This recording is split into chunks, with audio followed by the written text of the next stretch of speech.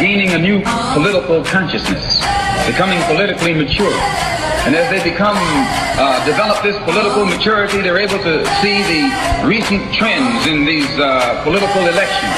Any minority that has a block of votes that stick together is in a strategic position. Either way you go, that's who gets it. You're in a position to determine who go to the White House and who stay in the doghouse. You're the one who has that power. You and I have never seen democracy. All we've seen is hypocrisy.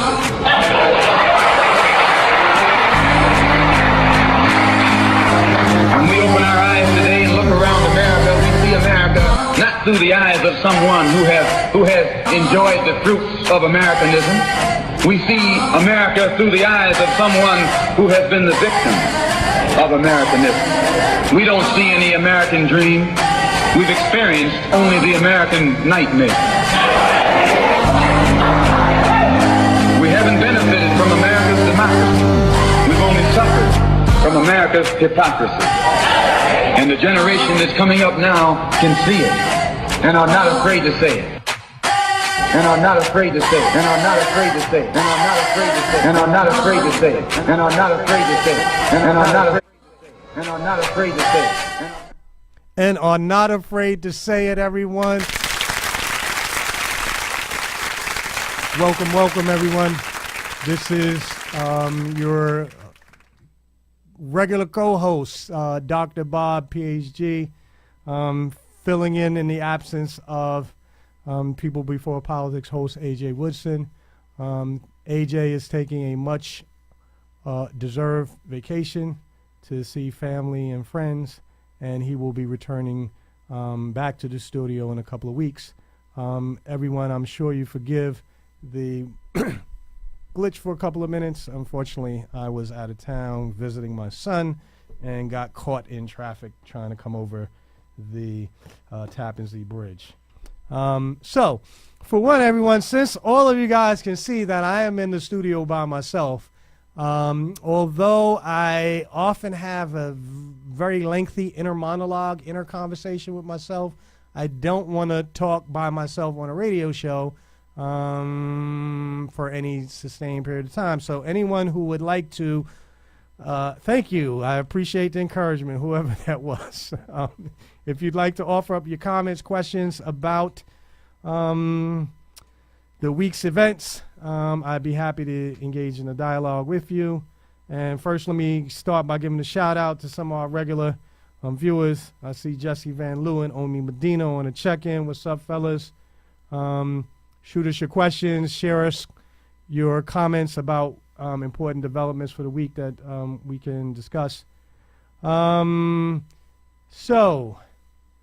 one of the important events of the week that we have to mention is the big soiree this past Friday in celebration of City Councilman Andre Wallace's birthday. Unfortunately, I am feeling under the weather. You may be able to tell by my slightly hoarse, raspy voice. I was feeling under the weather, so I didn't attend any social events this week. But from what I understand, it was a grand success. Jesse, what's up, man? A grand success. I think, yeah, I saw quite a few people attended the event, saw a lot of pictures on Facebook. I know Atif was there, and he took some video as well. So if anyone would like to fill me in about the celebration and any other kind of important things, developments that took place there, you should let me know as well. I will let everyone know that I am expecting Damon Jones to arrive shortly. He also got caught up in traffic. My understanding is that 87 southbound traffic built up quite early on today. So he's on his way here, and I know that we have a couple of guest hosts who are going to be arriving soon. You know what, y'all? I don't feel the love.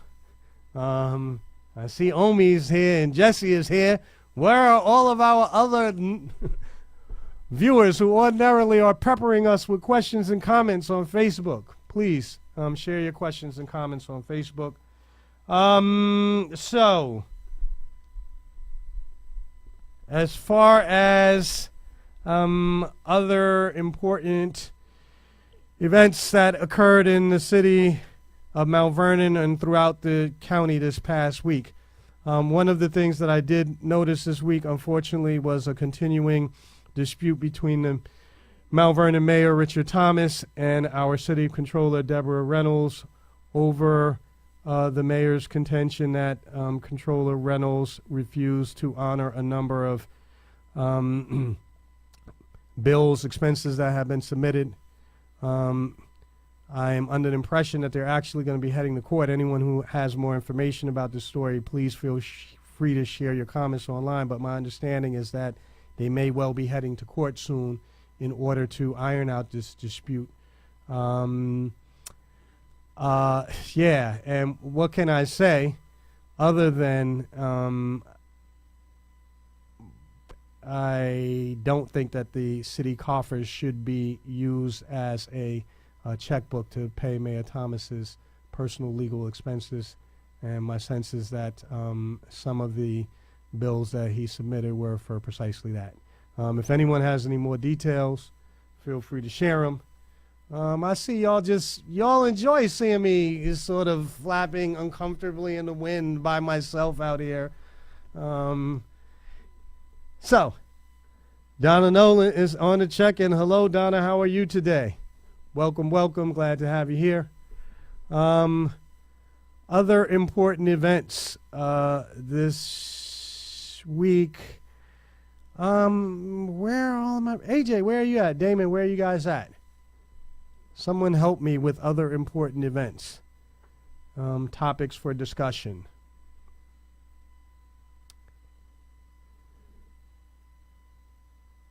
Y'all are leaving me speechless here.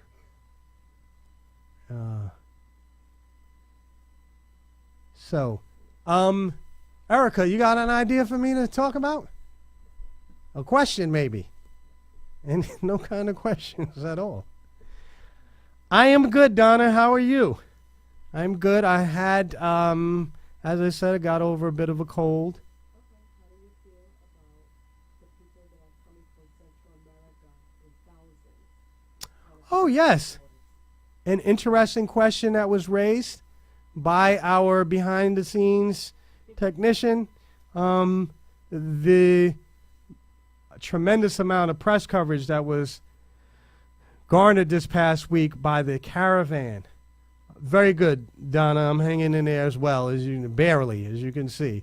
Plenty of press coverage this past week about the caravan of immigrants that has been trekking up through Central America, now onto the borders of Mexico, and with the intention of eventually seeking entry here into the United States.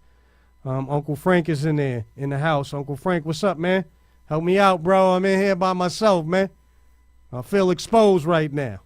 So, yeah, it generated a tremendous amount of controversy this past week. And, you know, one of the things that I found particularly unsettling about the coverage given to it this past week is the way in which I think the president deliberately tried to exploit the fear of Latino immigration here in the United States for his own political purposes. Several press reports indicated that the president actually put the blame for this caravan of folks who are streaming to the United States on the shoulders of Democrats. Yes, Uncle Frank, what's happening, man? I missed you the other night. And to me, that was a very cheap kind of shot that he took at the Democrats. Number one, it seems to fly in the face of just that the United States has long been a magnet and a beacon for immigrants who have sought to find ways to improve their lives. Hey, and in that sense, this is totally consistent with the mainstream of American history. America is a nation of immigrants, and everyone got here. with the exception of Native Americans, because they trekked here in the past couple of centuries. So that was my first response, is that I thought it was another cheap, transparent effort on the part of the president to exploit an issue for his own narrow gain. In addition to that, one of the things that occurred to me is that a lot of Americans are unaware of the way in which American foreign policy has contributed to the kind of economic stability, violence, social dysfunctions that are afflicting many of the countries that people are fleeing from, either because of our trade policies that have upended traditional industries throughout Central and South America.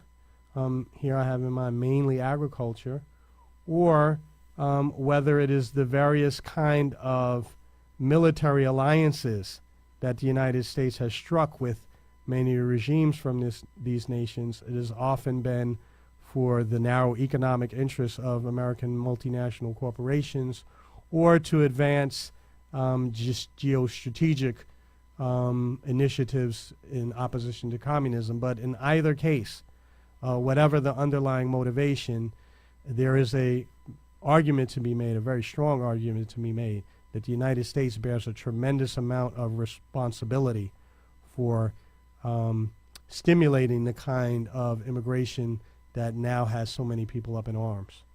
So that was one bit of news that I thought was particularly noteworthy.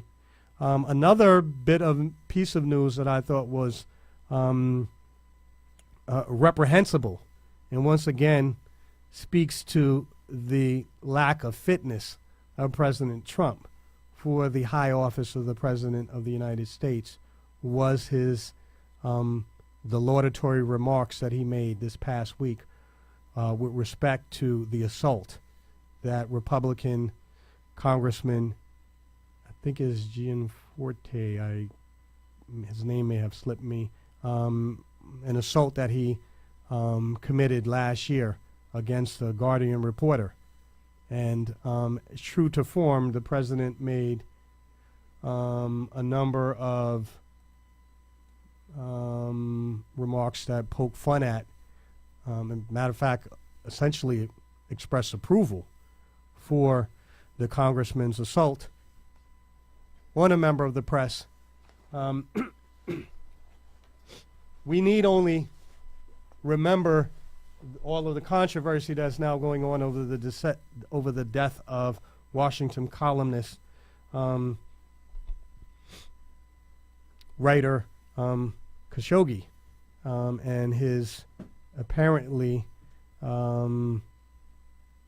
deliberate murder at the hands of the Saudi regime, to recognize just how dangerous this kind of rhetoric that the president continues to spew can be.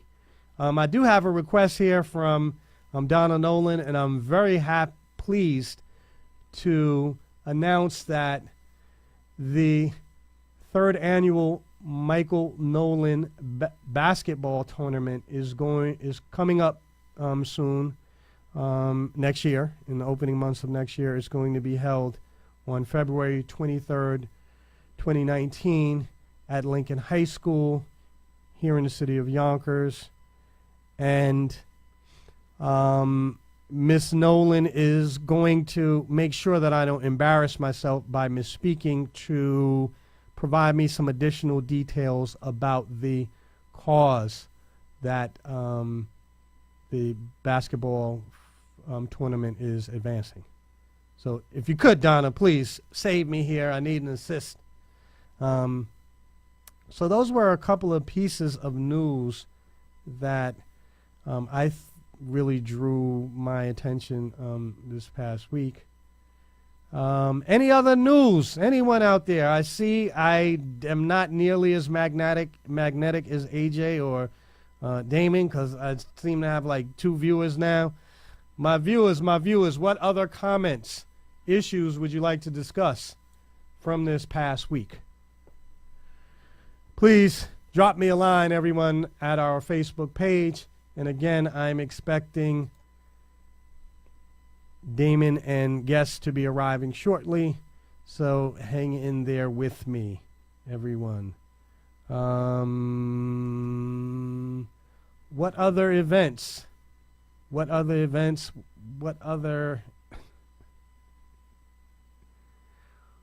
topics can we talk about? You know, everyone, I'm going to riff and continue a topic that was briefly mentioned. Thank you, Donna. Thank you. Oh, yes, Tracy.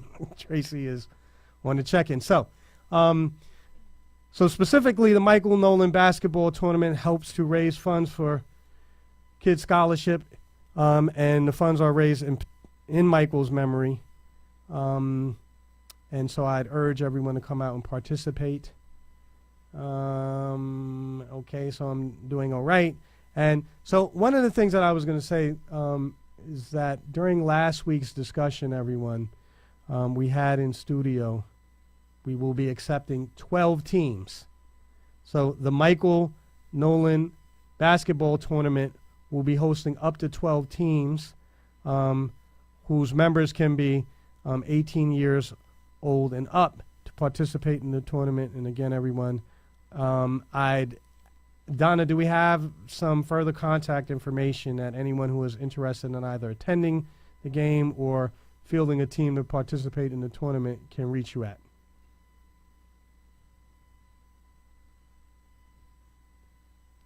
And so I want to give a shout out to a couple of other people on the check-in. Tracy Gates, Cicely Greaves have checked in since I put out my plea a couple of minutes ago. So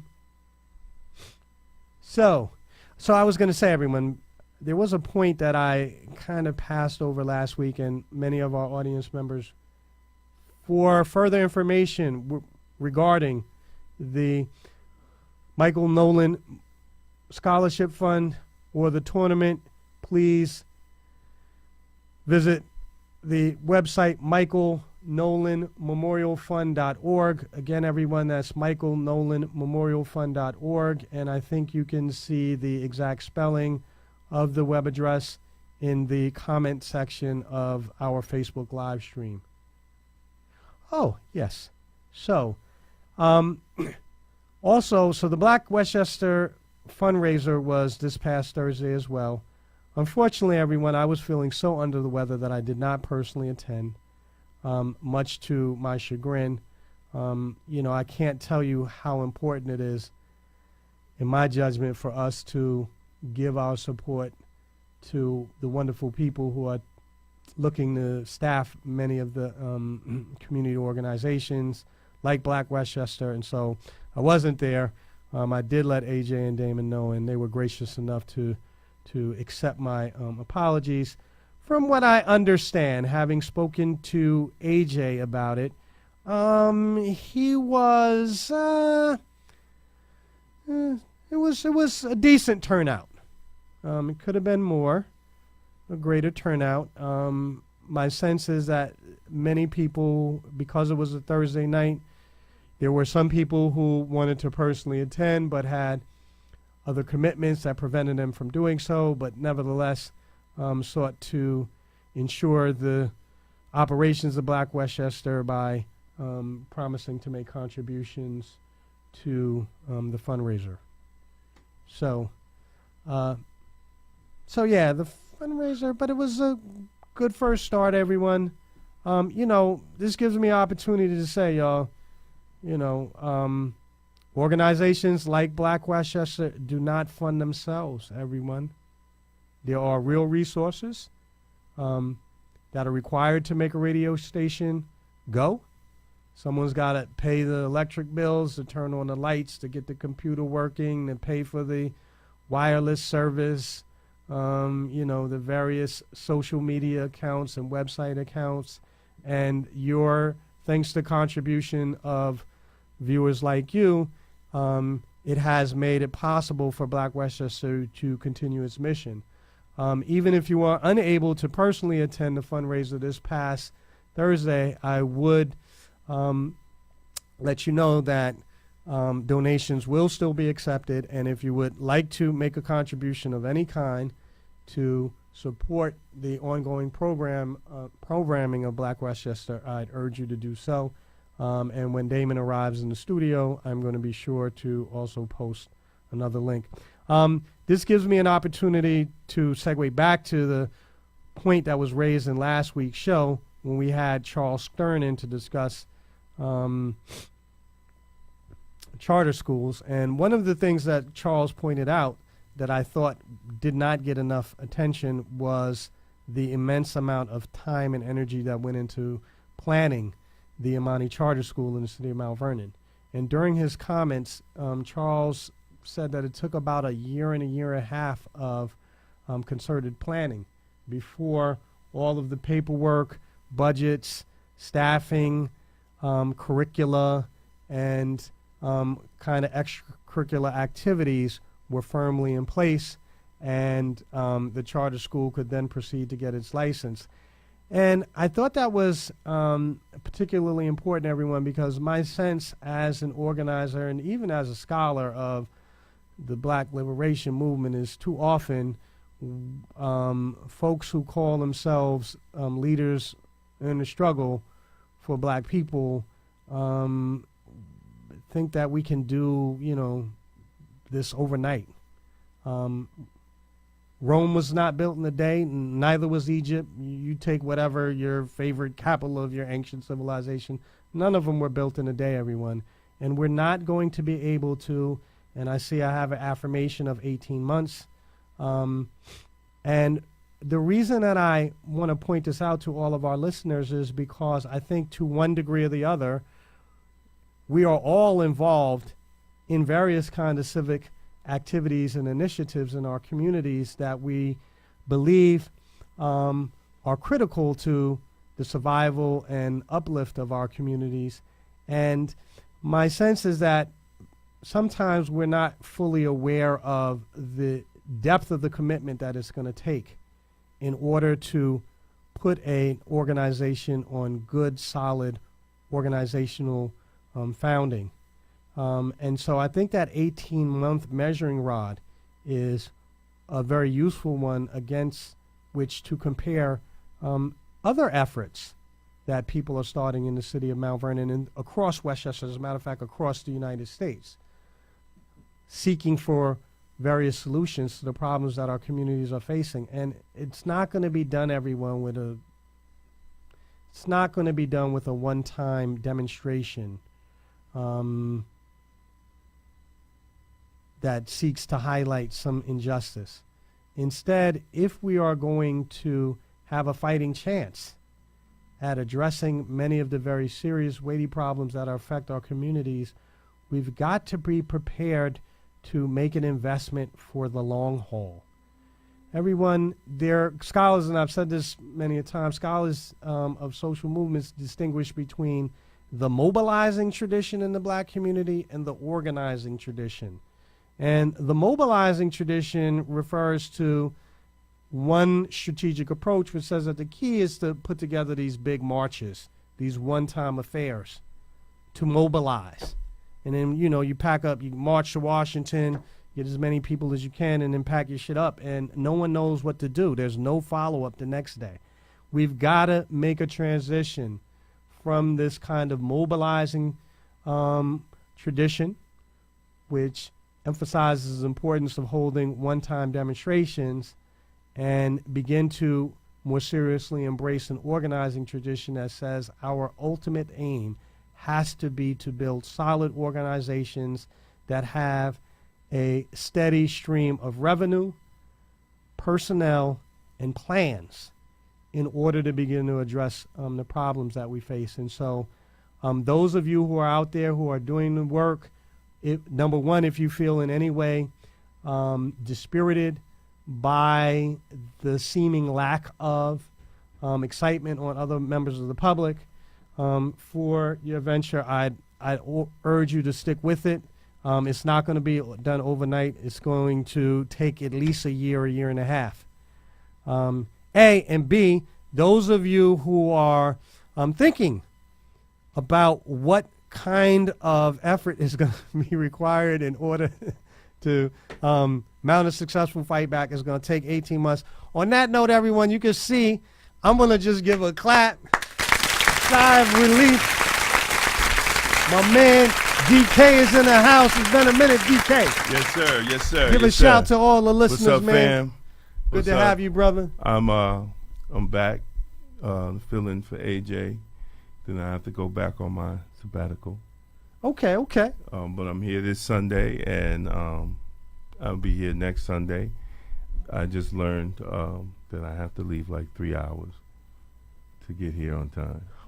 Yeah, it was a rough ride. Yeah, it was. I never knew traffic was like that on a Sunday. On a Sunday. Yeah, so I've learned my lesson, and you're supposed to grow from your lessons. But it's great to be back on the radio, man. Absolutely, your voice has been absent too long here. Yeah, I have been. Yeah, I have a lot to say, but I still can't say what I need to say right now. But I think with everything that's going on.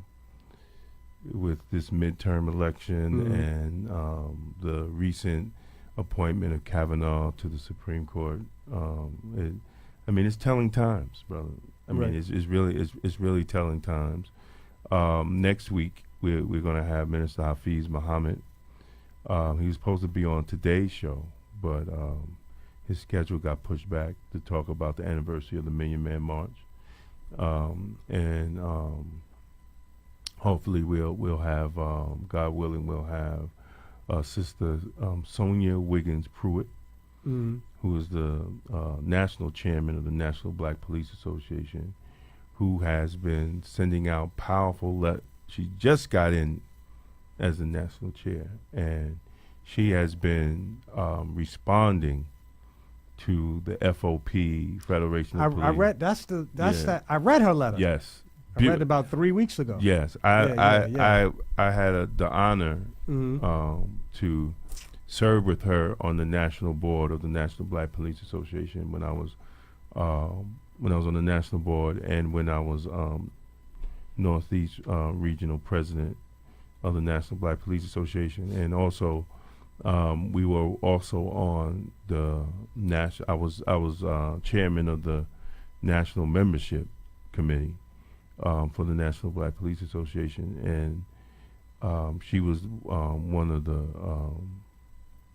committee members, and her taking over as national chair. I mean, she's doing a hell of a job. She got in the chair and started swinging, right. And that was a beautiful thing, man. It is a beautiful thing, and God willing, she's able to call in. I talked to her through text, and God willing, she'll be able to call in next week, and also the brother from NYPD. He will be hopefully he'll be in the studio. He's out in Paris right now. Edmund Raymond, the brother that orchestrated over 100 black cops standing in support of Kaepernick underneath the Brooklyn Bridge. And he's also part of the, I think it's the NYPD 12, the officers that whistleblowed on the quotas in NYPD, and he was 24 out of, I think, over 2,000 for the lieutenant in NYPD, and they denied him. Yeah, they passed over. Because he supported Kaepernick. Right. So he had a press conference, I believe, 2 weeks ago, and he's going to come on the show or call in and talk about. We're going to have a full show next week, especially with Minister Hafiz, and it's going to be good. We're going to have a good conversation. We have a guest. Because I wasn't sure if she, if we was gonna make it. So she's going to call in a few. I'm going to text her the studio number. And I'm trying to pull up everything about this young lady.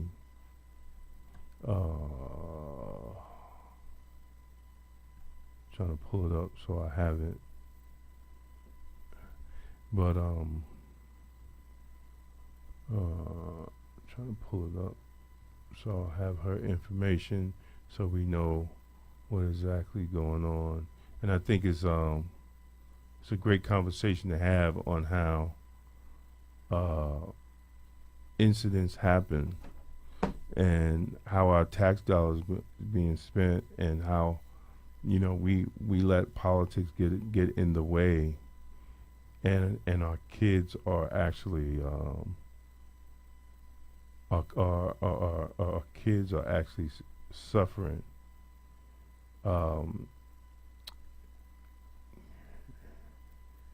Trying to get the information now. But anyway, Bob, how you doing? While I look for all this information, I'm good, doing, man. I'm hanging in there, brother. And I see you were fortunate enough to attend Andre's birthday party on Friday night. I saw, you. Yeah, man. Yeah, I mean, dressed to the nines, as they would say. Hey, I was trying to, I had an opportunity to took a break, man, for the last couple of weeks, man. I wasn't working as much overtime. Sometimes your body just needs to rest, and Andre's event was one of the events I finally went out to in about a month.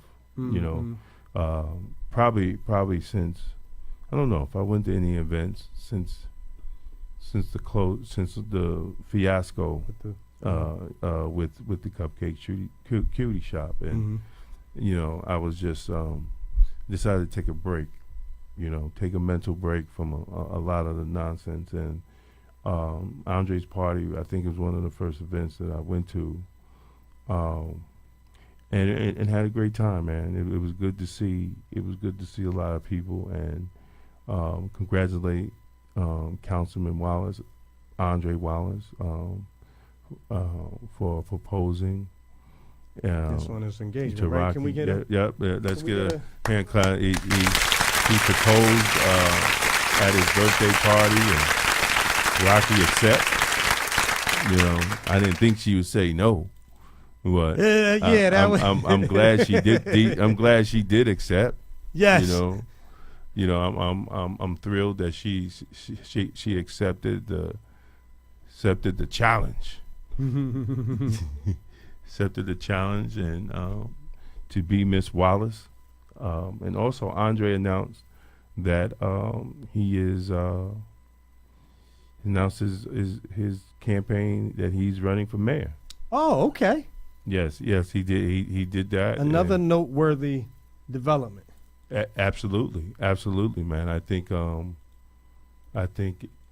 it's very good that he has decided to put his hand in the ring, to run for mayor, man. I think it's needed. A lot of people, I know, you always have you always have those different naysayers, is he part of the problem, and yada yada this and yada yada that. But I think, personally speaking, Andre has been the only person on the city council that has been consistent in addressing the issues of the city. Right. That's all I'm going to say on that, because I must refrain to talk Mount Vernon politics. Well, luckily I have no such constraints on me. Right. Specifically with respect to Mount Vernon politics,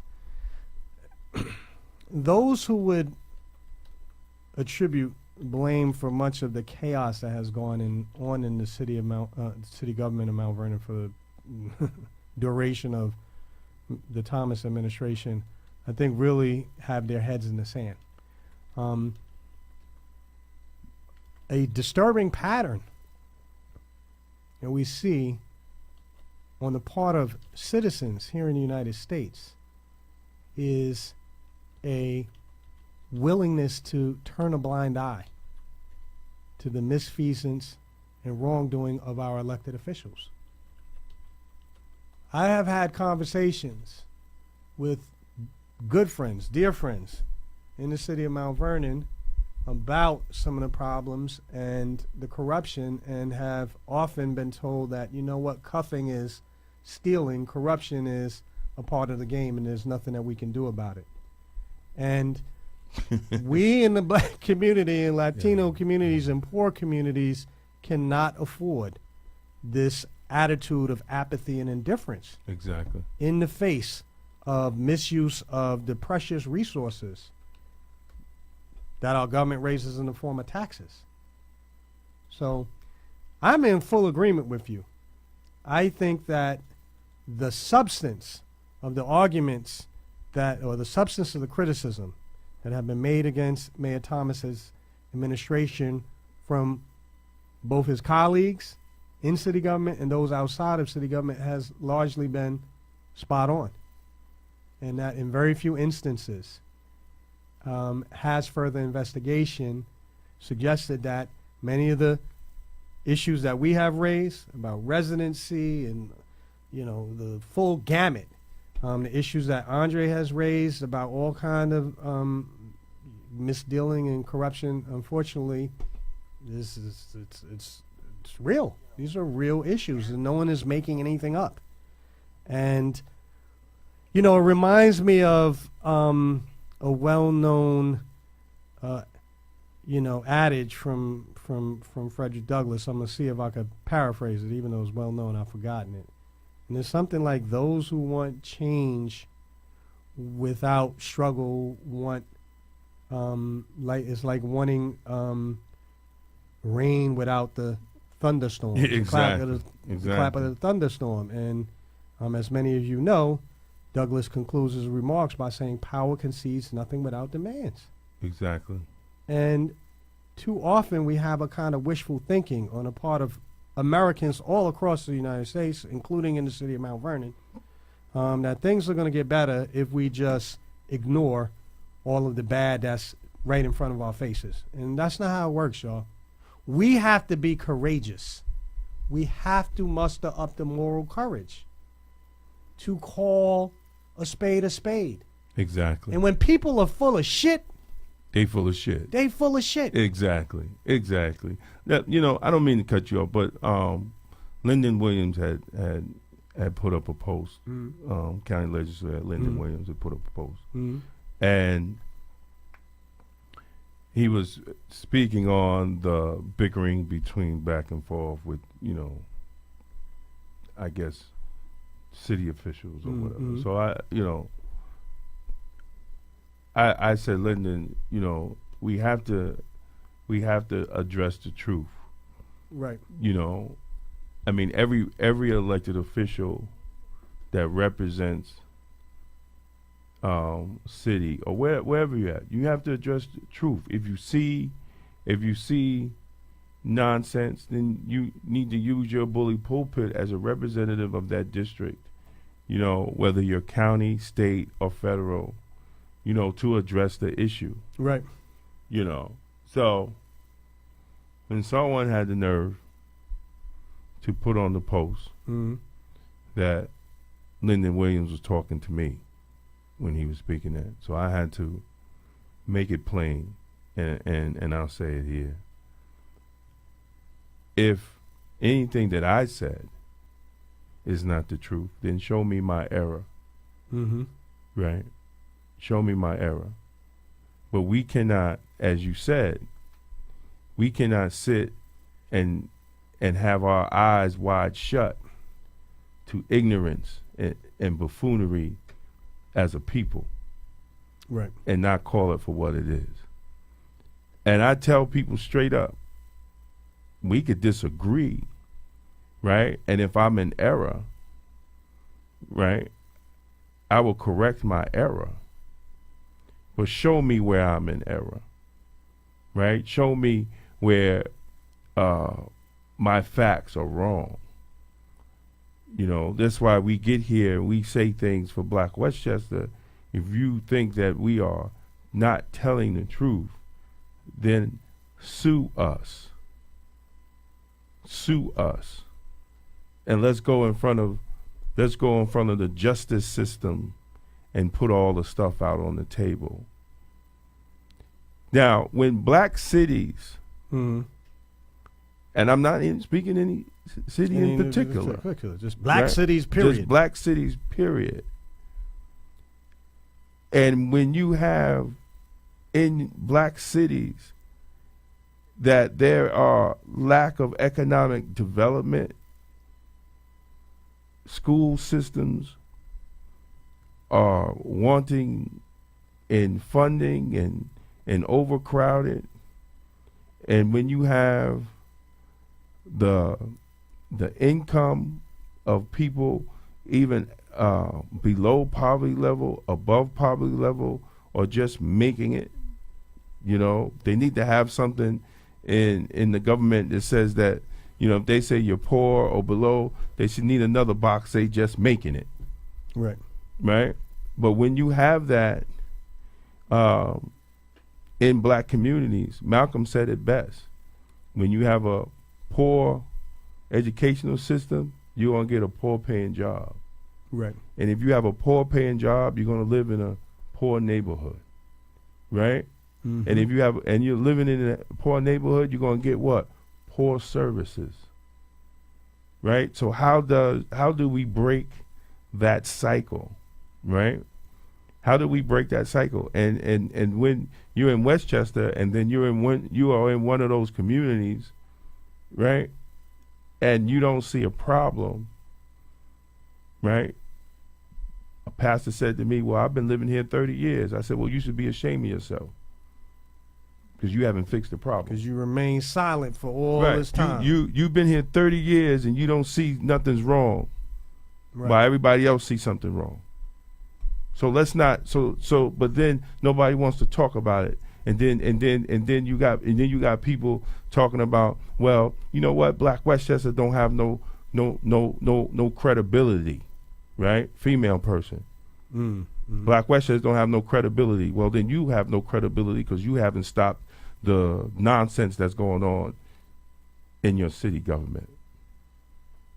So let's not sit here and throw stones because we just are informing the people on what's going on in public concern. And if you're right, we're going to say you're right. But if you're wrong, we're going to say you're wrong. But we cannot sit here and get mad, right? People don't treat the Journal News and News 12 and Files when they report bad news about their community like they treat Black Westchester. Right. Right? You know, I don't see that female government official say News 12 has no credibility or Files. You know what? You want me to tell you why, D? Because News 12, Low HUD, and so many of America's mainstream news organizations follow a approach to reporting in which they assume that there's equal validity on both sides. So everything is, you know, this is what side A says, this is what side B says, but we don't know. Who the hell knows what's going on? Right. And I think one of the differences about Black Westchester is it follows a model of civic reporting, community reporting, that's ultimately looking to help readers and viewers to better understand the root causes of many of the problems that we're encountering in our communities, and also to offer up insights for solutions. Exactly. And in this sense, people have to be called on the rug. I know that you don't, in particular, want to wade too deeply into Mount Vernon politics, but you know what? I am of the view that all of the city council persons who have served for the past two past two terms have really treated Mayor Thomas with kid gloves, with the exception of Councilman Wallace, who I think has stood up and realized that The mayor is not going to be persuaded through the kind of normal backdoor politics that allow people to iron out their differences in private and hold a united face in public. The mayor clearly proven that he is unwilling to do that and has sought to fight the city council and the comptroller on almost every single issue that is not in keeping with his policy and budgetary priorities, even though he can't. And really, quite honestly, I think that many of the city council members made a strategic error when they decided, in the face of overwhelming evidence, that Mayor Thomas is going to do everything he can to circumvent the rules of our city, the rule of law in our city, when it is decided, you know what, there's nothing we could do, we'll work it out in the back room. No. You need to fight. We need to fight. It's a fight. That's what we're in for right now, fight. So everyone needs to put on matter of fact, take off the kid gloves. Take the gloves off. It's time to knuckle up and use your full parliamentary authority and the weight of your office in order to make sure that Mayor Thomas is not allowed to take over the city government entirely in Mount Vernon. And that's true for every other government in the United States, whether it be the city, state, or local level. I mean, city, state, or federal level is the same issues, everyone. We have corrupt leaders who are looking to sell out the public faith and the public good for their own interests. That's why we have contaminated water in Flint, Michigan. That's why you have a slow-footed response on the part of the federal government to now a series of catastrophes in the aftermath of hurricanes. That's why you have a president who has very clearly made his own financial ambitions and aggrandizement his priority in shaping foreign policy, whether it's foreign policy with respect to the Middle East or whether it's foreign policy with respect to Eastern European affairs and in particular our relationship with Russia. So I know myself, I'm very, very pleased and encouraged to hear that Councilman Wallace is going to be running for the mayorship of Mount Vernon. Although there are many politicians that I do hold in esteem, and I think they are good people,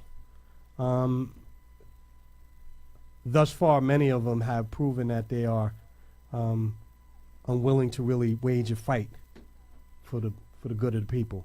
So in that sense, I think we're fortunate. Andre has put it on the line. Andre is he's been tested. You kind of know where his values are. And one thing I could also say is all of the baseless allegations of wrongdoing that the mayor has lodged at Councilman Wallace over the past couple of years have also proven to be untrue. Whether it's claims of,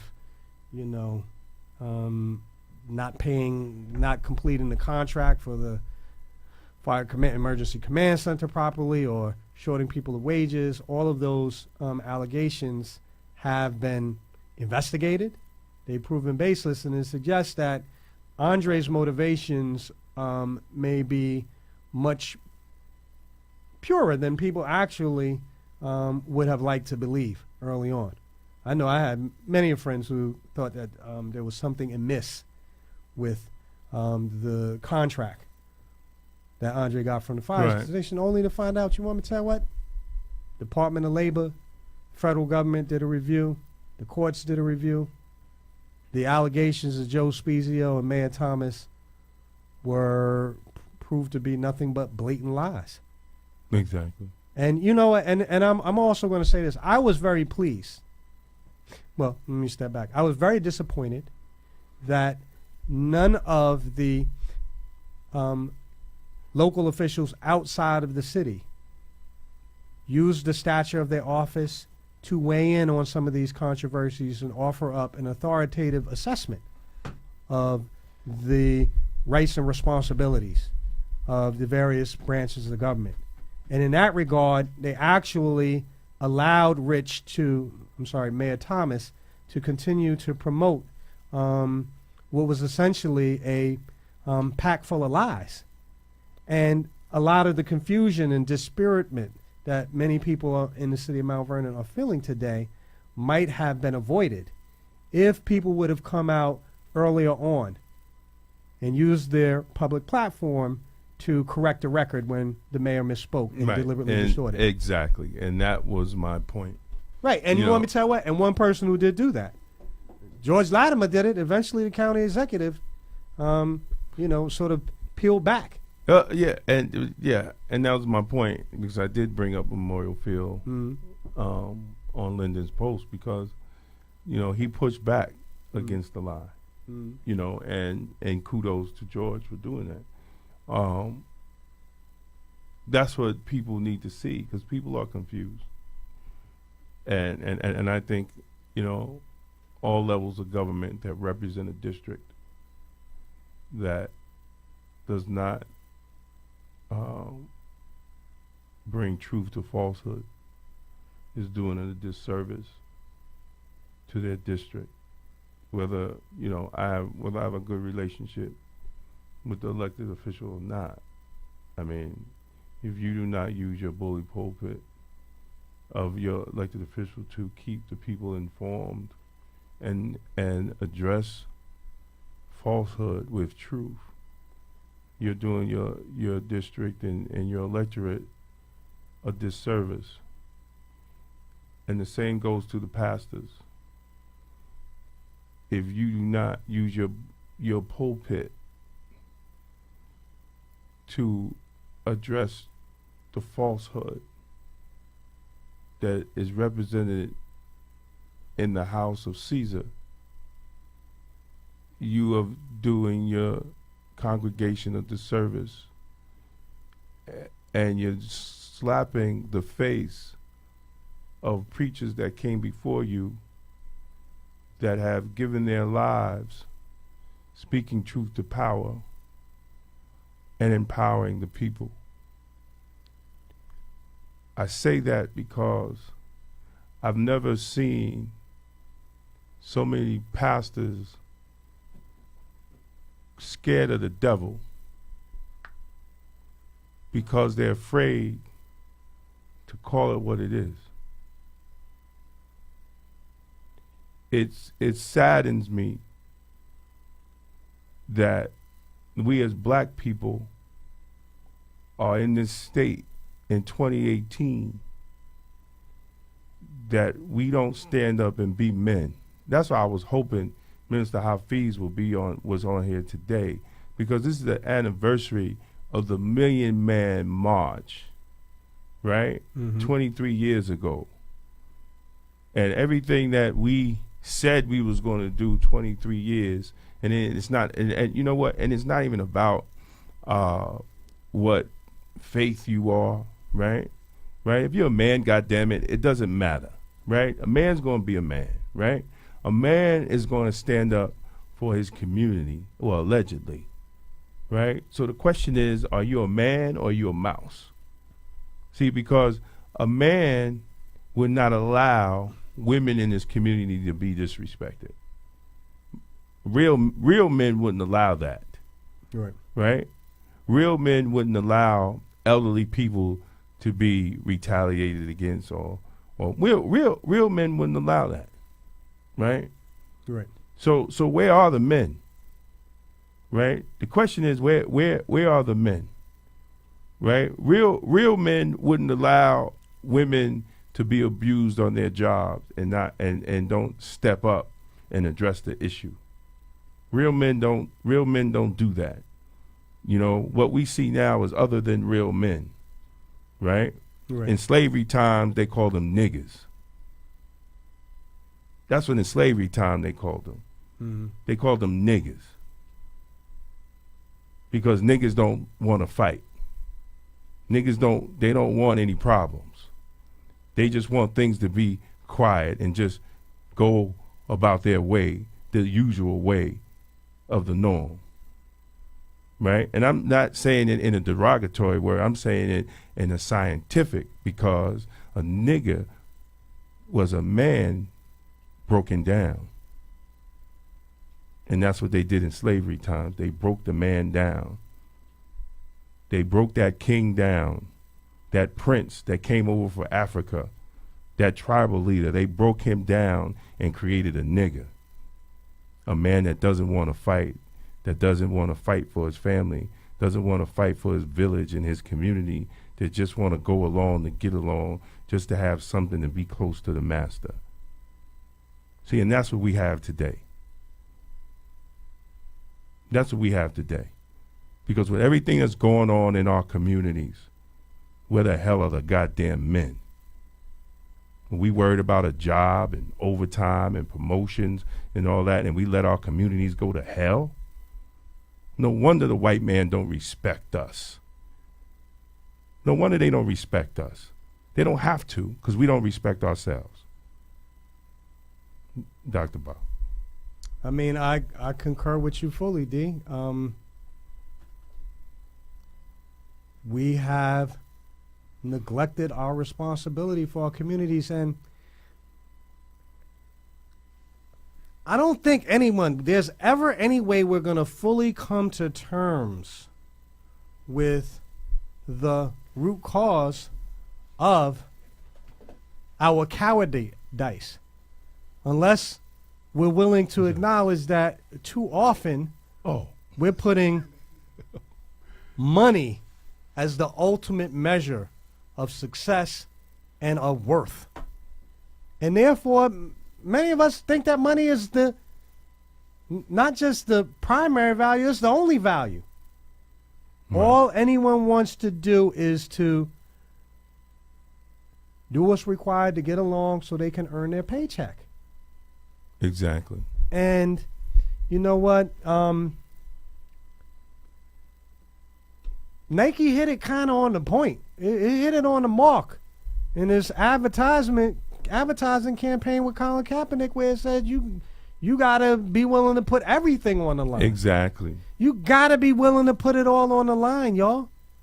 Too many of us, whether it be preachers, whether it be politicians, whether it be those of us who are serving in mid-level government positions, are tempering our criticism for the sake of getting along with the establishment, because we want that paycheck.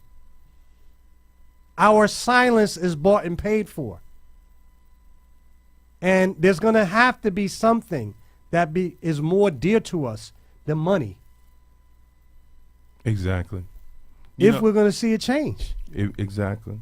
You know, I told somebody, and I posted on Facebook, you know, I said that for me to get my job, I had to take a test. Right. I had to take a test, pass the test. Right? Just to get interviewed, I had to take the test. And then after the interview process, I had to go through the academy. Right? Then take another test in the academy in order to graduate from the academy. I did not get appointed. See, these politicos, they get appointed. So they have to continue to kiss ass to keep their job. So they get then they get mad because you point out that I don't have to kiss ass. Right? To get appointed to a position that sometimes they appointed they ain't even qualified for. Right? But and then that's their loyalty, because they're appointed. They have a certain loyalty because they're appointed. I don't have to have loyalty, because I didn't have to get appointed for my job. I went through a process to get my job. And sometimes you have to remind them, because you watch people, as the wind blows, who's in power, they're the ones that's going to support. I support the person that's going to do right. They haven't been, if you're wrong, I'm going to call you on your wrong, regardless of the fact if I supported you or not. Right? Because everybody that stands up and supports an elected official their credibility is on the line with that elected official. Right. No matter, I don't care if you just got 2 people to vote for that elected official because you believed that that elected official was going to do the community that you helped him or her get elected in to do right. So you have the right, right? Anybody that casts a vote for anybody, whether it's city, county, state, or federal government, you have the right to be critical of that person because of your vote. That's what it's all about. That's what the founding fathers, right, of the United States put the Constitution together, that these are your rights. It's your right to be critical of the person that you put in office. You have that power because you have that vote. But see, sometimes the people fail themselves because they vote, then they go about their business, and then they complain. They complain. They complain about this. They complain about that. They complain about this. Right? And then you have some people that don't even know who the hell their elected officials are. Except on election day, and they vote and they take the marker and they go straight across the line, and they only know one, but the other 8 that's on the line, they just check them off because they're a part of a party. Haven't researched one of them. So sometimes it's not just the elected officials' fault, it's the people's fault. It's more on the people because we have the power to put the elected official in office, no matter what office is in. I'm not speaking on any particular office. I'm speaking on all offices. Because sometimes I don't support the status quo because I have that right not to. But even if the person that I don't support, if they get in office, they still accountable to me. Right. And I'm still going to call them to do their job. It just doesn't matter. But where we are failing as a people, we are not being responsible to our own communities and our families when it comes to the political process. We're not doing it. So it's easy to pick on someone who's outspoken. It's easy to go after their families and their loved ones. It's easy to do that because the community is failing itself. And it's been failing itself for a long time because you look at the condition of the community. And that's the sad part about it. That's the sad part about it. And when will we learn? Until someone comes and gentrifies the city? That's what happened to Harlem. They didn't get it. Now the average black person can't even buy one of those brownstones in Harlem, right? Right. They'll get it in Mount Vernon sooner or later. They'll get it in Greenburgh and all the other black communities sooner or later because it's the process. They run the city down, right? Property goes way down. Poor black man and woman can't even get a foreclosed home because they won't allow. But the big developers can come in and buy up blocks. Does it sound familiar? City workers, they can't even do a program for the city workers to get a foreclosed home. They work in the city. They get paid by the tax dollars, right? You got buildings being built and people that work for the school district can't even get in because they're blocked out because they just want to stuff in poor people in the city like sardines and get that Section 8 money. Right, but the person, the single mother that has a decent job, can't even find a place to live. Can't find a place to live. And then they wonder why. Let's see if that's the caller before I get in trouble. Right? But the person is a single mother Hello? that has a Hi, Dana. job. Hey, how you doing? Good, how are you? I'm fine. Welcome to the People Before Politics radio show. On the phone, we have Coach Elisa Murray of Yonkers High School Bulldogs volleyball team, women's, and there's some issues going on, and I think, you know, I was talking to a friend of the show, Mike Hannon. He's a friend of the show. He's been on the show, and he brought up the issue of Coach Murray and what she's been facing at the Yonkers High School and dealing with the women's volleyball team. And here's some of the issues, and after I finish, Coach Murray, please, you know, you could go deeper into it. No running water, shower facilities in the females' locker room, and it's unclean. Bleachers in the gym not working, prevents larger crowds to attend, and it's been going on for 3 years. No ice machines in the athletic facilities, no athletic trainer on staff, or medical equipment when injuries occur, and they have no assistant coaches. 24 student athletes on the volleyball team, and Jim Russo is the athletic director for all the Yonkers schools. And am I Jim Rose. Jim Roach? Rose. Mm-hmm. Yes. Am I correct with the small assessment on what you've been facing, Coach Murray?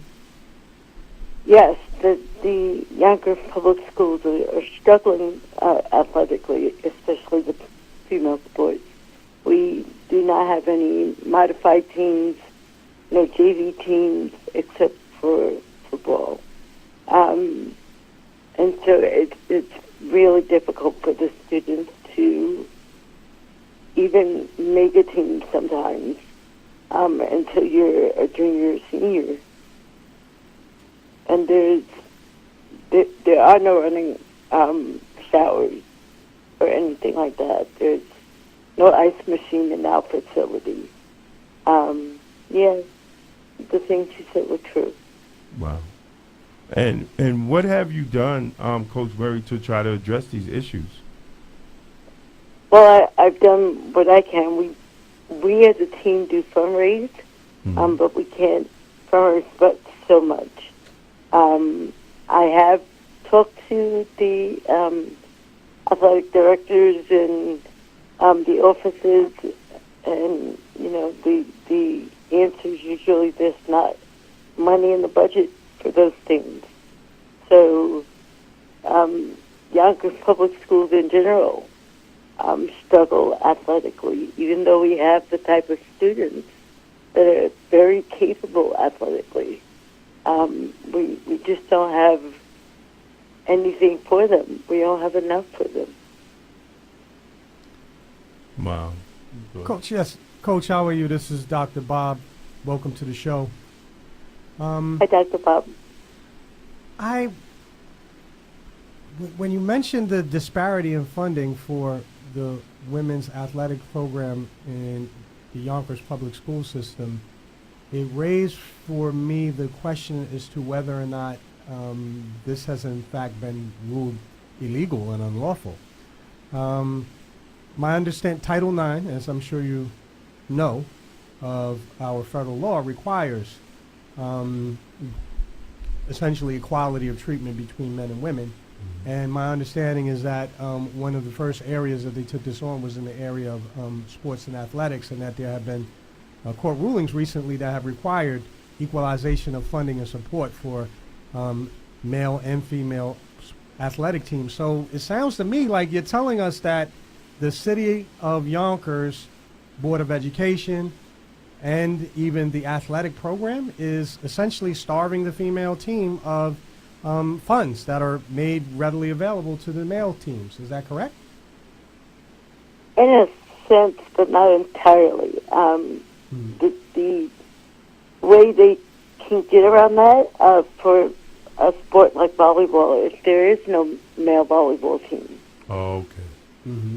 So there's not, you don't have to show an equality because there is no male volleyball team.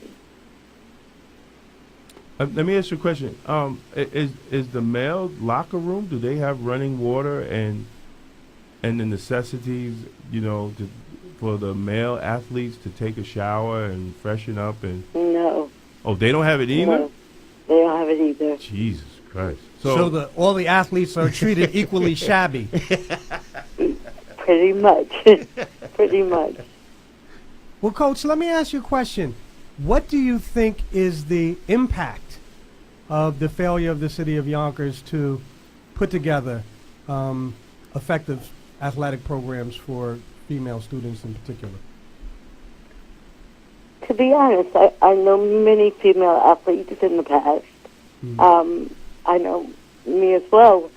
Getting through school, but at the end of the day, knowing that you get to go to practice, knowing that you belong to this team, gets you into school some days. I have players even now who readily admit, I came to school today because I have to have practice. So, I think that we're taking away from our young people something that they can belong to that's positive, something they can belong to that furthers their belief and support and all the things that we want our young people to have.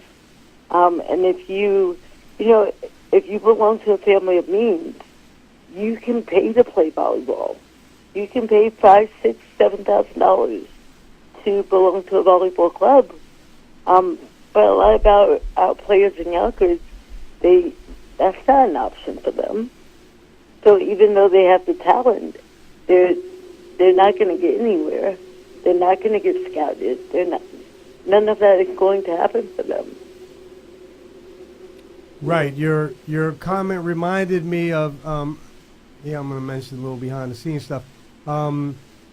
AJ, one of AJ's neighbors, we were having a conversation, and she pretty much said the same thing. She loved high school, and the reason she went to class during high school was because her last class was dance class, and that gave her a sense of belonging and fulfillment. And she really couldn't make it through the day, Coach, without having the benefit of attending dance class and at the conclusion of the day. So, it seems like this is a fairly constant need that people have. One of the main reasons academics suggest that students don't do well is because they do not have a feeling of connection with these educational institutions. Because they're taking everything away. I mean, they Well, there's not too many periods. If you're a junior, you really only need 5 classes to get through your days. That ends your day somewhere around 11:50. So you're just in and out. So you take them 4 or 5 classes and you're gone for the rest of the day. Because, we do have art, we do have music, but we don't have the things that I grew up with. Right. What can the listeners do, especially the listeners in Yonkers, to help you? And what can they do to help you address these issues? Of course, I think we're going to, Black Westchester, we're going to call, we're going to make some phone calls and just, see if they want to address the problem. Call the mayor's office and say, hey, this is the complaint that we have, How do we fix it? I think the first thing that I would love for people to do is to go to your Board of Ed meetings. When I go to a Board of Ed meeting, there's 20, maybe 30 parents there. My school alone is close to 2,000 children. Wow. There are 8 high schools in Yonkers. it seems unbelievable to me that we're not fighting for our children where we meet. That's the first place that your voice can be heard. Exactly. Is at the Board of Ed meetings. Exactly. And then vote. Vote. These are voted positions. Know who you're voting for. Know who the people on your board are. Right. Those are the ways that I know here in Yonkers we can help our children. Because they deserve it. They work hard. They need it. And they're not getting all the things that they rightly deserve. You go 10 minutes north of Yonkers, Scarsdale has, I believe, 8 volleyball teams for one school. Wow. It's amazing. But that's Scarsdale. They get the money. But Yonkers, I don't understand how these cities don't have money. Like they just, where's the money going? I mean, we can't use the excuse, oh well, salaries and benefits and all that. That's the old political. No matter what you're Democrat or Republican, and they use that as an excuse. And teachers still don't make enough money to survive, and teachers or coaches or employees that are in the school system still don't make enough to survive, and you know what they're paying for with health care is still not enough if they get critically ill. So I mean, you know, like, where is the money going? Where's the money going? Dr. Bob, It's you an excellent question to ask at a Board of Ed meeting. Right. But I think just like the city council, as Coach Murray said, you know, people need to go to their city council meetings. Mm-hmm. They need to go to their county legislator meetings. They need to go to their school board meetings. These are the meetings that people need to go to. And once in a while, you need to go up to Albany and go to the assembly and the state senate meetings and talk to them. See, we have to be seen more, and what Coach Murray, you know, she's stepping up and she's taking a challenge for the children, you know, to explain. I would never thought, you know, that a woman's locker room won't have running water in the shower. I mean, you know, women. That's shameful. It is. It's really disgusting. But once again, it goes back to what I was saying earlier. Where are the men? Right? Because if I knew my daughter couldn't take a shower, right, and there wasn't a facility for her to have hygiene, Right. I'll be in an uproar. I would be at the school. I would be questioning, right? Mother's going to do what they're going to do. But where are the men? Right? I still ask that question. Where are the men with these issues in their communities and these issues with their children? Where, you know, it just goes back. Where are the men? You know, we got to start taking part of the process of our communities. That's where we're failing.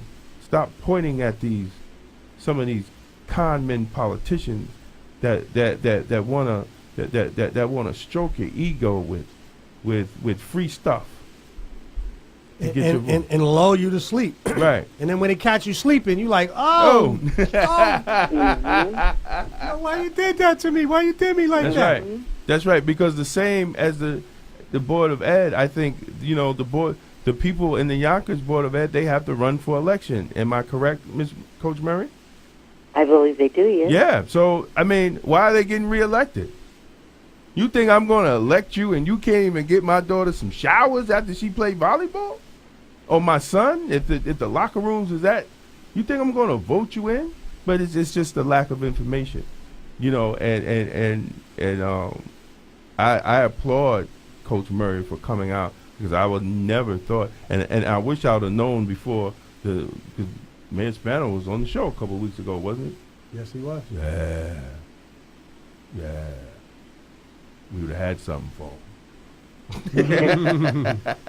We would have had something. I mean, and it's not, you know, it's not attacking. It's just We have to ask the questions, you know, Right. the important questions. Why these young women don't have, or any young girl that go up into high school that goes into the locker room, why they can't take a shower, you know? I mean, Why are they not? women are They different need- than men. They need Mm. they need to, you know, and after playing sports, it's things you got to do, right? I might be a Absolutely. man, but I know I'm not crazy, you know. So even you know that this thing. Why are you not? I mean, I really think that's a lawsuit. Yeah. That has to be a lawsuit. Right. Adolescence is challenging for everyone, but can be especially challenging for women, given all of the physical changes that they're going through, and none more important than the onset of one's menstrual cycle. Exactly. I didn't And want to say it. let's but you keep said it a about buck. that. I don't know any I was woman trying to athlete I was running around it. who but- wants to be, hey, my period's about to come. I need to be able to properly care for myself. Exactly. It is shameful Exactly. that we should be sending young ladies from school without having an opportunity to take care of their hygienic needs, especially if it's that time of month. Exactly. I mean, there are all kind of things like, listen, if you presumably, I guess there's no women's swim team, but for all women athletes, this would be an especially important concern and especially a sensitive matter. I mean, I have a sister. I know plenty of women, and I know that during their adolescent years, this was one issue that was very, very sensitive for women. So it seems like a no-brainer to make sure that, you know what, you got somewhere where you could bathe at. It's not a lot to ask. Right. I bet you one thing we could bet on. Somewhere in the city of Yonkers, there are bathrooms for executive. Oh, of course. I guarantee you that. So Jim Russo, the athletic director, Really. if anyone wants to call him, his number is 914-376-8262. 914-376-8262. Everybody that's listening and everybody that will listen to the show, if you are not upset of what you heard, if you need to call Jim Russo and let him know that we're watching and something needs to be done. We're going to call from Black Westchester, and we're gonna invite Mr. Russo on the show to explain the allegations that Coach Murray has made. It's actually Mr. Rose, and they're not my allegations, but they are the truth of what's going on. Right, on the issues. And I want to point out this. Look, athletic teams are pivotal in helping to develop leadership. And so if we have essentially female athletic teams are all but absent, that means that the city of Yonkers has demonstrated a lack of commitment to the development of the next generation of leaders from this city. And in that sense, it seems like the consequences could be even more long-lasting than we really truly appreciate at this time. Where are young women in the city of Yonkers going to find other opportunities to cultivate their leadership skills, if not in some of our athletic teams? Exactly. Well, And we should be catching them at the age of 11 and 12 for the modified levels, so that we're starting them young enough that they can become the leaders that they need to be, and not waiting until they're 17 to be on a varsity team. yes, absolutely right. Coach Murray, is there anything else you want to say to the listeners? And we're coming on 10 minutes to the end of the show. Is there anything else you want to say? And we'll definitely, and thank you for calling. First of all, I want to thank you for sharing the information. I really appreciate it. And we're going to follow up with you in a couple of months. Another person you need to reach out to, and I'll text you, is Reverend Norman. He's doing a lot of good work out in Yonkers and addressing a lot of issues in the school system. and I think he will be appalled to hear what's going on with the school athletics. And I will after the show, I will text you his number to give him a call and let him know you was on the radio show, and you talked to Damon and Dr. Bob, and I told you to give him a call. But any last words you want to say to the listeners? Please go to your Board of Ed meetings. Exactly. If you want to know what's going on with the children of Yonkers, please attend your Board of Ed meetings. Great. Coach Murray, thank you again. Thank you for calling, and I'll definitely be following up, and I'll send you the number for Reverend Norman, and you could give him a call, and we could start working on some things outside of the show. Great, thank you. Thank you.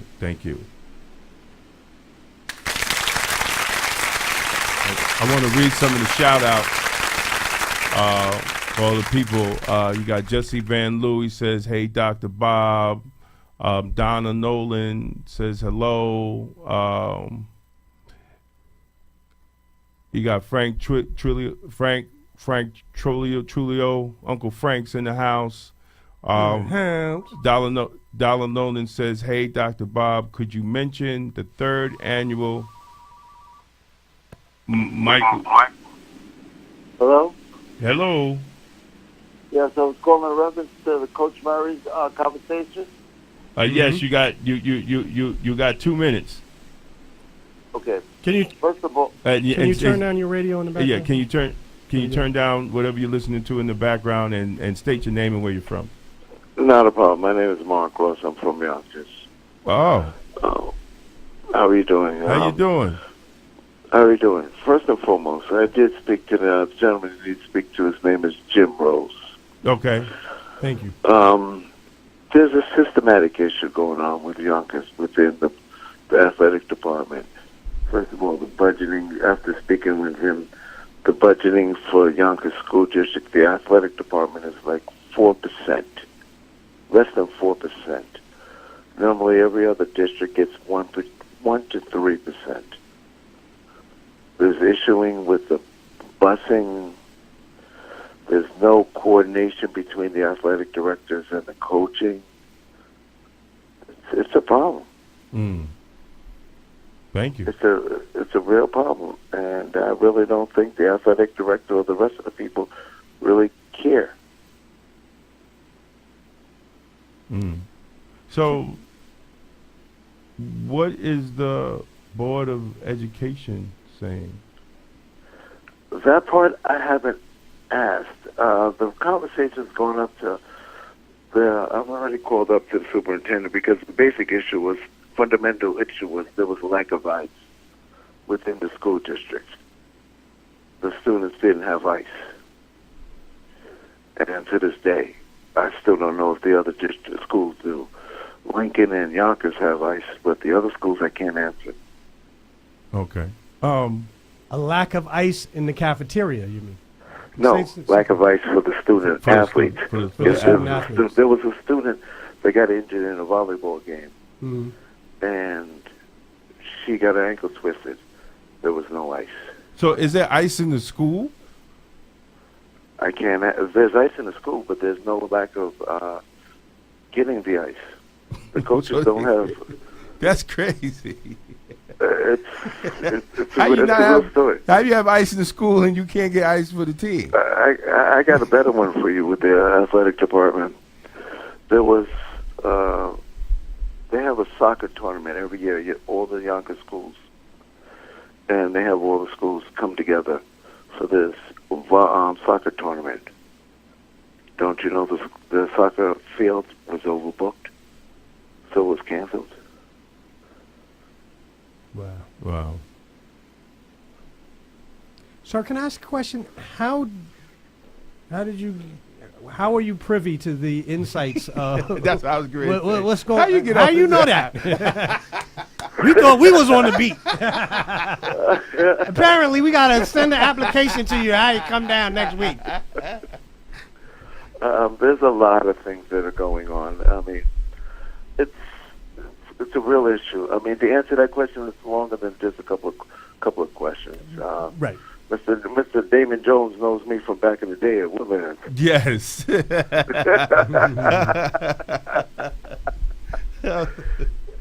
But anyway, that's another story for another time. I know that's another Damon Jones too. We can talk about that back in the day. But I mean, seriously, my family's known Yonkers for years. The Ross family's known Yonkers for years. If you look into history, we've been there for a while, and we moved down here. I'll say about 4 to 5 years. I mean, Coach Murray's been the best for dealing with my daughter Chandler, but there's really an issue going on with this district. Wow. Well, we're gonna stay on it, brother. I mean, we're gonna stay on it, and thank you for giving us a little more information on what's going on, and we're going to stay on it. But here's a real question for you guys to find out. Why isn't there any ice? Exactly. But that's like... It's a basic necessity. Besides, just for a parent to call AD and ask a question, why isn't there ice? And he says, well, I didn't know. It's unacceptable. Yeah. And here's another question for you guys. Why is the busing so sporadic? Sporadic means sometimes they have busing and sometimes they don't? Well, if you have a game scheduled for 4 o'clock and the bus doesn't show up to 4:15, and you have to be at the other school at 4 o'clock. That sounds like just horrible management, man. This is crazy. I can't answer those questions. Or if I got another one, if you got a kid for a team that has a bus that's at Tibbetts Park and they're at Yonkers High School, and the bus doesn't show up, why do they have to walk? Amazing. They're making kids walk. All right, we got a lot of. Thank you, sir. I mean, it's like, man, you got to be kidding me. But look, everybody that got the number. I'm going to read this guy's number again too, for all the people that are listening. No. But I'll say this name. I don't know if it's Mr. Rose. I don't know if it's from the superintendent. But I'll say this. There's a real problem. I don't know if they don't know. I don't know if they don't care. Well, somebody's going to care because at the end of the day, right, there's people that get elected. The school board, the city council, the mayor, right? So if people are not going to care, then the people should stop electing these people. Even if they are put, because it's the elected officials that appoint these people to these positions. And if they're not going to do it, then you change the elected official. I mean, it has to start somewhere.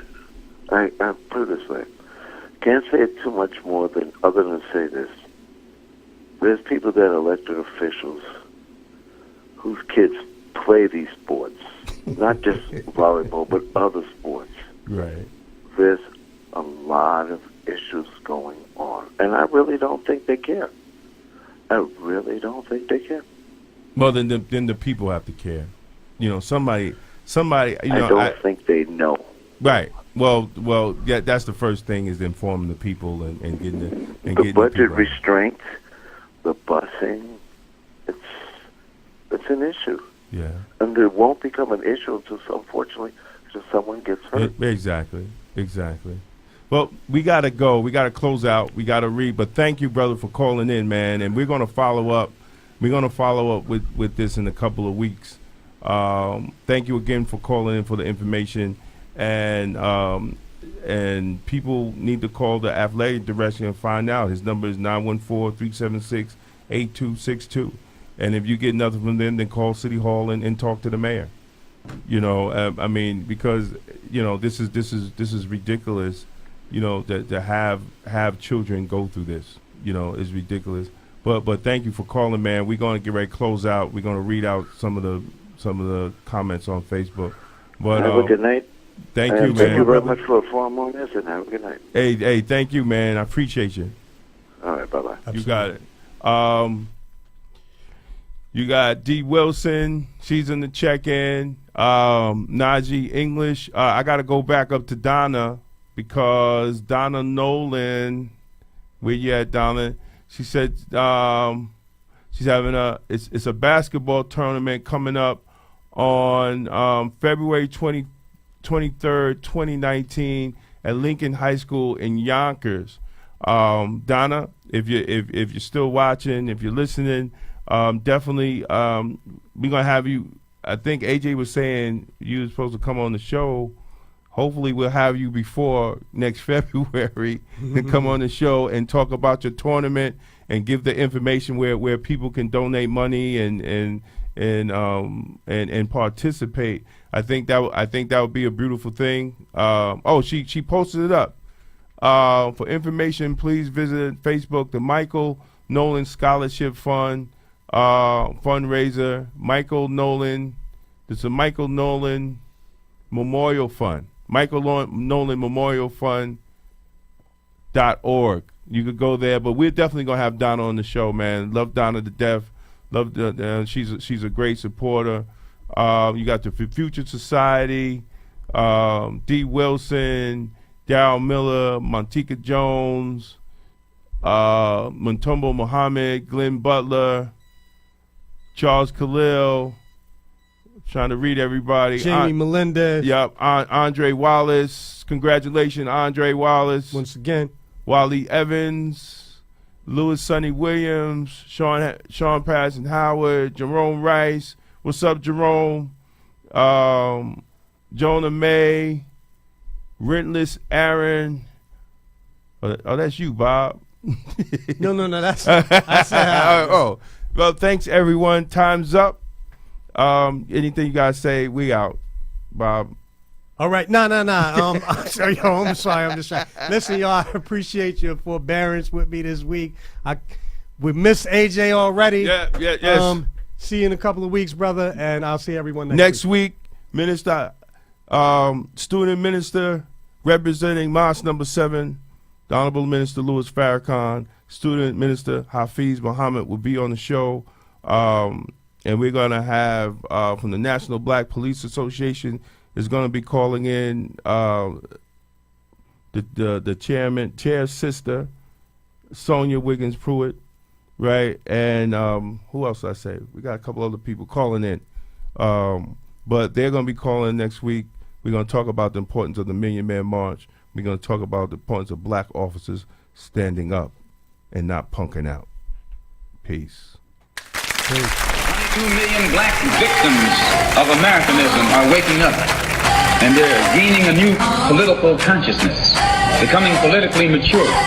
And as they develop this political maturity, they're able to see the recent trends in these political elections. Any minority that has a block of votes that stick together is in a strategic position. Either way you go, that's who gets it. You're in a position to determine who go to the White House and who stay in the doghouse. You're the one who has that power. You and I have never seen democracy. All we've seen is hypocrisy.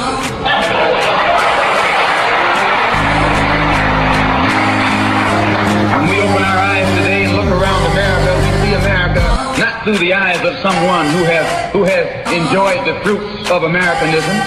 We see America through the eyes of someone who has been the victim of Americanism. We don't see any American dream. We've experienced only the American nightmare. We haven't benefited from America's democracy. We've only suffered from America's hypocrisy. And the generation that's coming up now can see it and are not afraid to say it. And are not afraid to say it. And are not afraid to say it. And are not afraid to say it. And are not afraid to say it. And are not afraid to say it. And are not afraid to say it. And are not afraid to say it. And are not afraid to say it. And are not afraid to say it.